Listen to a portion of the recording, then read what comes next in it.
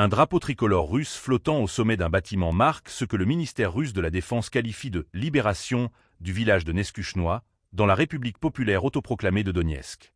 Une victoire annoncée comme stratégique, mettant en lumière l'avancée des forces russes sur une position clé. Abonnez-vous et partagez cette vidéo pour rester informé de l'évolution des lignes de front. Pensez-vous que ce type de progression peut redéfinir le cours du conflit? Dans un communiqué publié via Telegram, le ministère russe de la Défense affirme que les forces du groupement Vostok ont pris le contrôle de Neskuchnoye après des combats intensifs. Selon cette déclaration, environ 400 bâtiments du village et de ses alentours auraient été nettoyés des forces armées ukrainiennes. Le contrôle des lignes conquises aurait été renforcé, marquant une nouvelle étape dans la progression militaire dans cette région disputée. Située à la jonction stratégique des frontières de la République populaire de Donetsk et de la région de Zaporojié, Neskuchnoye fait partie d'un triangle comprenant également Vremevka et Velikeïa Novoselka.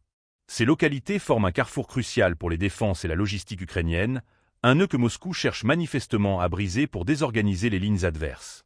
Derrière cette annonce se cache une réalité militaire complexe. La région, fortement fortifiée, représente un verrou stratégique pour l'armée ukrainienne, en raison de son rôle clé dans le transport des troupes et le ravitaillement. Pour les forces russes, s'emparer de ces positions signifie affaiblir significativement les capacités de défense de Kiev dans ce secteur. Cependant, les affirmations du ministère russe de la Défense doivent être examinées avec prudence, notamment en raison de l'opacité qui entoure les opérations sur le terrain. Ces avancées, si elles sont confirmées, traduisent une volonté de Moscou d'étendre son contrôle sur des zones critiques, tout en envoyant un message symbolique par le hissage du drapeau russe.